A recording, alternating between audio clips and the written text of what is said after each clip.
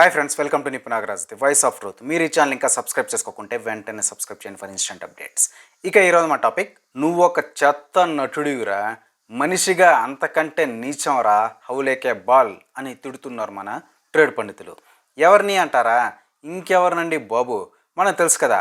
పైన చెప్పిన వర్ణన వ్యాఖ్యలన్నీ కూడా సిగ్గు ఎగ్గు లేని ప్రకాష్ రాజ్ అంకుల్ గాడికే సరిగ్గా సూట్ అవుతాయి అని.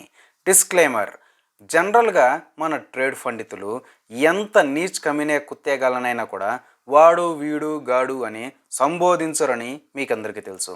కానీ ప్రకాష్ రాజ్ అంకుల్ గాడి లాంటి వాళ్ళను అనొచ్చు అనేది వాళ్ళ భావన. వాళ్ళ స్వతంత్రం కూడా వాళ్ళకు ఉంటుంది కదా. ఎందుకంటే మనిషి పుట్టాక ఉచ్చం నీచం అనేది ఏదో ఒక పరిధికి పరిమితం అవ్వాలి. అవి దాటితే ఆడు మనిషి పుట్టుకలో ఉన్న మలం అంతే. గదే ఈ ప్రకాష్ రాజ్ అంకుల్ గాడు. సింపుల్. ఇజనరీ కృష్ణవంశీ అంకుల్ ఈ అంకుల్ గాడి గురించి తెలిసి పెట్టాడో తెలియక పెట్టాడో, అన్నీ తెలుసుకొని పెట్టాడో తెలియదు, కానీ ఒక అద్భుతమైన వన్ లైనర్ని సరిగ్గా సింక్ అయ్యేలా సినిమాలో పెట్టాడు.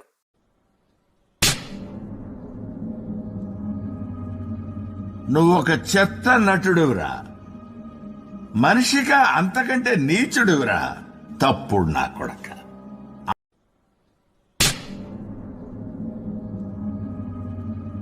నువ్వు ఒక చెత్త నటుడురా, మనిషిగా అంతకంటే నీచుడురా, తప్పుడు నా కొడక.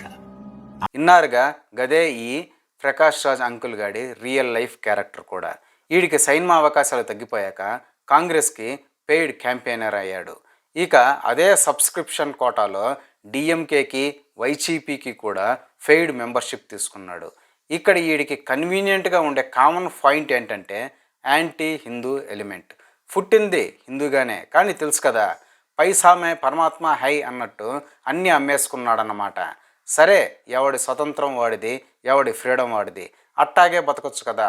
ఆహా, అలా కాదు, మళ్ళీ ఏథియస్ట్. గదే నాస్తికుడు అనే ముసుగు, అంటే ఏ దేవుడిని నమ్మను అనే ముసుగులో కేవలం హిందూ దేవుళ్ళపైన సెటైర్లు వేయడం, హిందూయిజం పైన విషం చిమ్మడం వీడి మెయిన్ బిజినెస్ అయిపోయింది. పవన్ కళ్యాణ్ పైన, మోడీ పైన ఎంతలా లంగా లేపుకొని వస్తాడో చూసామందరం. కానీ ఎప్పుడైనా డిఎంకే స్టాలిన్ పైన కానీ, వైసీపీ జగన్ పైన కానీ ఈడు రెస్పాండ్ అవ్వడం చూసామా? చూడం. ఎందుకంటే వాళ్ళు పేమెంట్ ఓనర్స్ కాబట్టి. వీడికి పవన్ కళ్యాణ్ పైన నిరంతరం ఏడ్చే ఇంకో వైసీపీ పెయిడ్ ప్రశ్న జోసఫ్ గాడి డకోటా యూట్యూబ్ ఛానల్కి ఈడు ఎదురిల్లి మరీ ఇంటర్వ్యూలు ఇస్తూ ఉంటాడు. అక్కడికి ఆడో ఏదాంతి ఈడో సిద్ధాంతి అయినట్టు. మరోపక్క ఈడో పెద్ద ఫుడింగ్ లాగా, పెద్ద పొలిటీషియన్ లాగా బెంగళూరులోనే డిపాజిట్లు లేకుండా ఓడిపోయినా కూడా సిగ్గు లజ్జ లేకుండా దేశ ప్రధాని మోడీని సైతం నిరంతరం విమర్శిస్తుంటాడు. కానీ డిఎంకే స్టాలిన్ని ఒక్క మాట కూడా అన్నాడు.